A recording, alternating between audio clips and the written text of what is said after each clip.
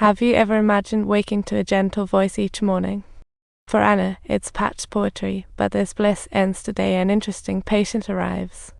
She entered like clinging to a life jacket, yet revealed serious self-harm tendencies, and Anna immediately sensed something was off.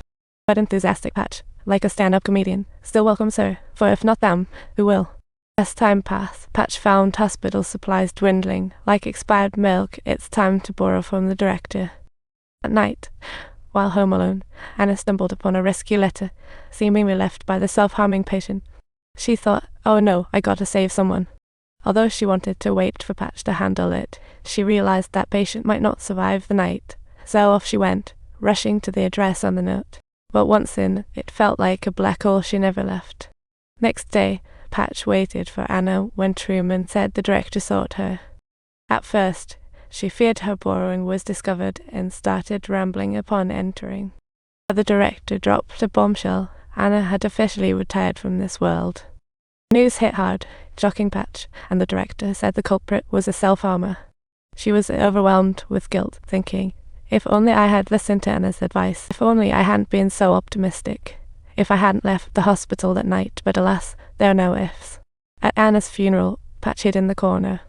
She couldn't bear to mourn with everyone, as she knew she was the mastermind behind Anna's demise. It wasn't until the mourners dispersed that Patch slowly approached Anna, her tears blurring her vision as she felt an overwhelming sadness. She reminisced about every little moment as if she were floating in a dream.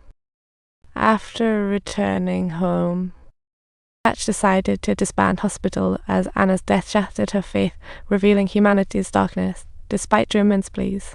She dragged Truman out of the hospital, ready to find a new vocabulary to solve everything.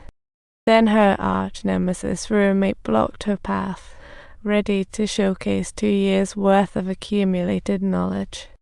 Yet during her hospital internship, she realized that feeding the elderly is also an art, and she had to admit Patch was gifted. Though she wanted to ask for guidance, Patch had long lost interest and promptly turned away, as the world had lost its color for her.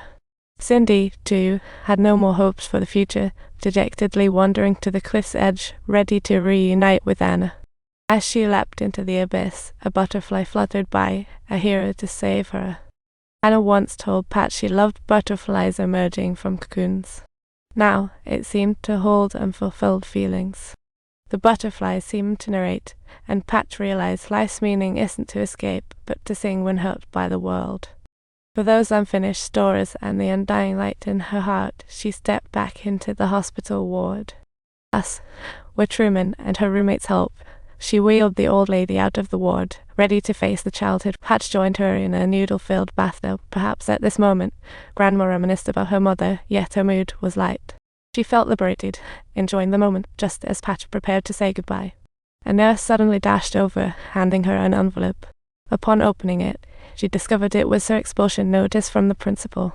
Patch was burning with fury, filled with anger and determination, vowing to confront the principal face to face. However, judging from the current situation, the outlook for this battle wasn't looking very promising. She grabbed her file, ready to flip through it, only to find that every grade was excellent. Except the principal's comments were questionable, even stating she was a bit overly cheerful, leaving Patch utterly baffled. To avoid expulsion, Patch decided to seek help from her roommate and sent out a call for help status on social media. Her roommate's parents were doctors with great connections and even intended to give Patch a shot. The roommate presented her file to Patch as a gift, though she wanted to see the principal's evaluation. She wasn't the type to. Then she pointed Patch to the bright side to appeal to the judge, and with those excellent grades, surely she'd find a way to sneak through. What does the principal mean by overly cheerful? Just ask the judge, and subsequently, Patch acted on her roommate's advice. To everyone's surprise, Patch demonstrated remarkable courage by candidly admitting to practicing medicine without a license, asserting that these patients are akin to diverse viruses and emphasizing that the doctor's role extends beyond merely preventing death to improving the quality of patients' lives. Our ideal is to treat viruses, win the battles, and heal patients. She warned the medical students being a doctor is a sacred profession that allows life to prolong and bloom again. While gaining knowledge, don't just chase grades. Grades won't make you a good doctor. You need to learn how to connect with strangers and build your paragraph emotional bridges, because being a doctor requires warmth. This profession demands more humanity. Learn from nurses, professors in wards. And then steadfastly walk the path of a doctor, solemnly declaring her determination to the judge. No matter what decision you make today, I will become the best doctor in the world. You can stop me from starting at school, but you can never stop me from chasing my dreams. You can stop me from getting my name and white coat, but you cannot control my spirit. Gentlemen, you cannot stop me from learning. Pat's fiery speech made all judges ponder. It was a battle of systems vs humanity, not an expulsion charge.